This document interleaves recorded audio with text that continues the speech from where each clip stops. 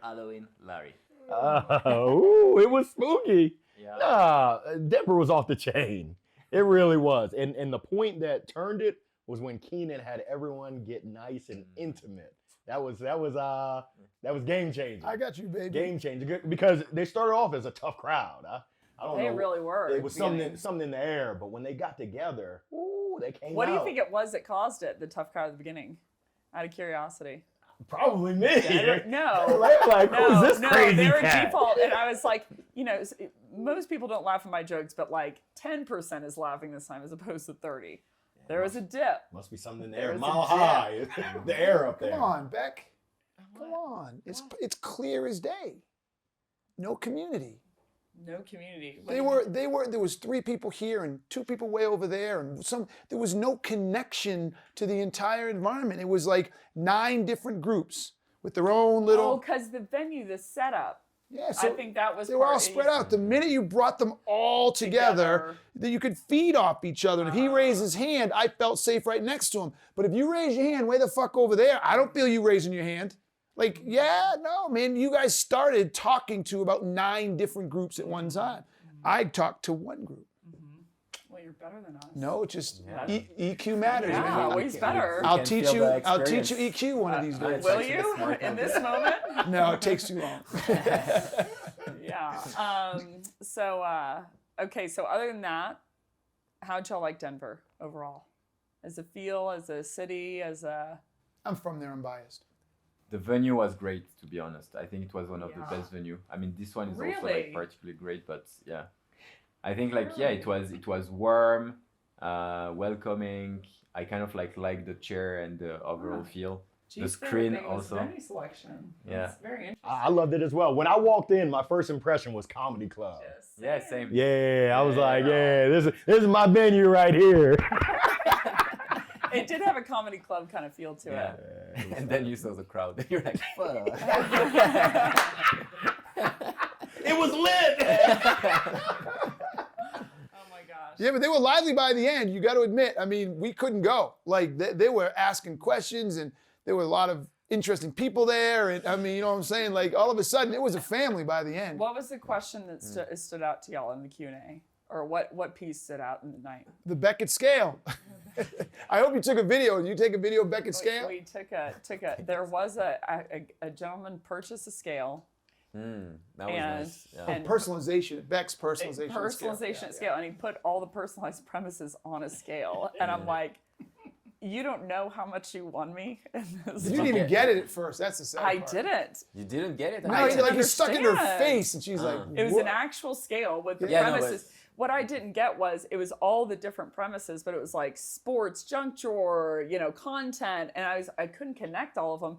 But then I saw it said premise 1, premise 2, premise 3, and I was like, you sat there at home and cut those out and then taped into the scale. Yeah. And he called you to task for not having your outfit on. You had promised him that you were gonna have an outfit. So my angle was, he was like, "Are you gonna dress up?" And I actually did plan on dressing up, but I didn't. What were you gonna be? I was gonna be Keenan. Easy peasy lemon squeezy. Watch what I do here.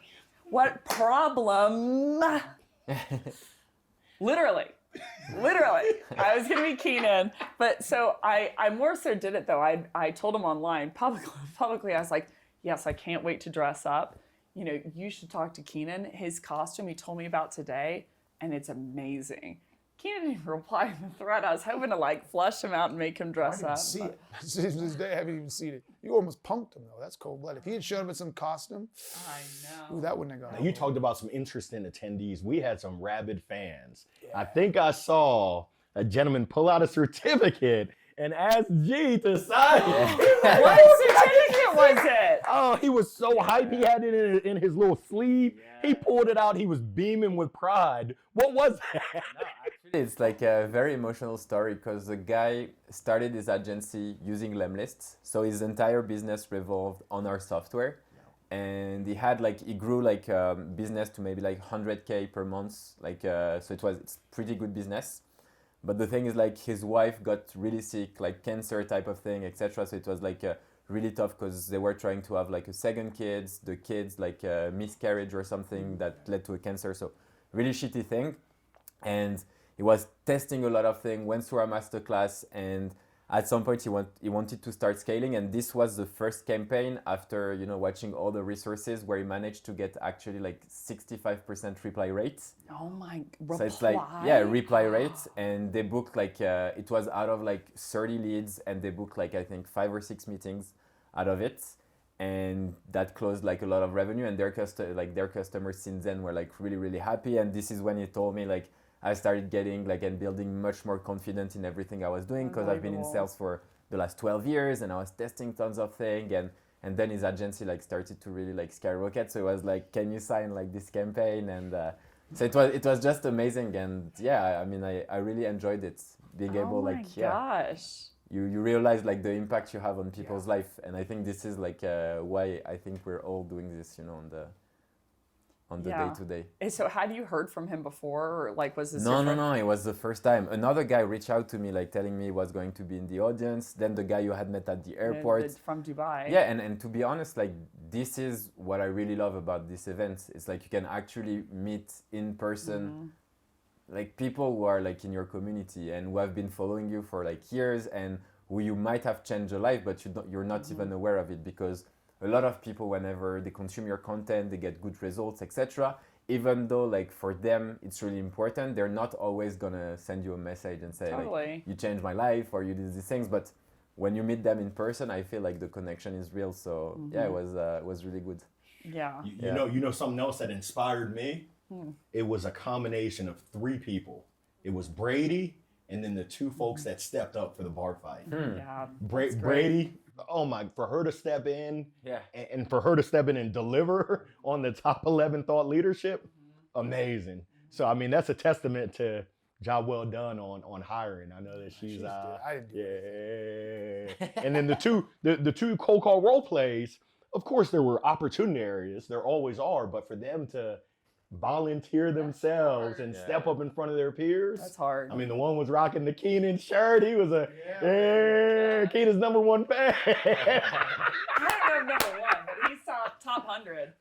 And he put a video post out today, actually. He did. Yeah, he was bigging up your placemats. He was like, Placemats. Yeah, baby. And it was like Halloween, so it made me feel like, you know, the house that doesn't have the candy at all. We should have come as placemats. That would have been awesome. that would have been the best, man. Front and back. Oh my God. I would have been so into y'all. The 17 steps to the 34 to the second power. I love it. And then we could have had like a little halo talk symbol that just 3 Z's. Keeping it real gets too real. Oh my gosh. You fall asleep to them. They like them. I keep seeing G in bed reading them. I told them, I said, I admitted something on stage. I'm like, I think the placemats were more for me than for y'all. I think they're more fun. I like that. That was good. Yeah. Okay. Have you read the placemats? Some of them.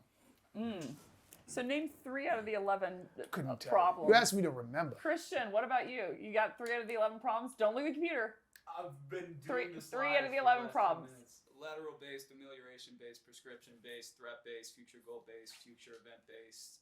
Fucking A. 7. Counts, right? Who's working for who? It's not mic'd up, so. That's fine. That's the most important I gotta part of the wipe the drool video. off my mouth. Keenan's asleep and Christian's all in the zone of fire. Let's get back on the rails. So- What was your most enjoyable part from last night? Oh, there are a lot. I think that the best part for me was the guy who made the scale. He told me that he had used the videos for like onboarding for like a year, last 2 years, and that their program was like basically built on top of it, and that impacted me. And something that changed me a little bit was he told me that basically he was like, look, so everyone watches these videos, everyone's learning, especially the top performers, you know, are in the hub every single day, which meant a lot to me. But the thing that changed me was he was like, specifically the women on the team, you know, like, and I forget about that, you know, but that was really cool to know, because if it's important to them, it's important to me, kind of thing.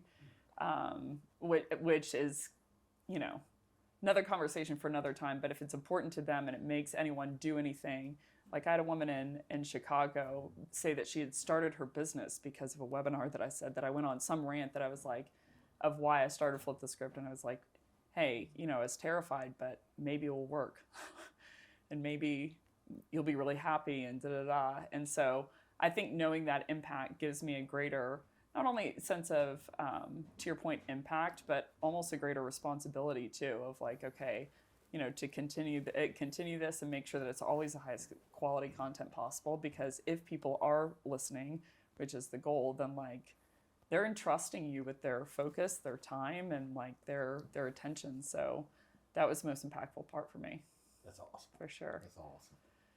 So That was Ubad. we're getting the rounded up finger, Mike. Thank you, Mike. So it's that- Ubad. That's that is- Ubad. That is Ubad Oof. for Denver. Today we're in Salt Lake. So it's our third to last show, but that was the recap. Halloween, baby.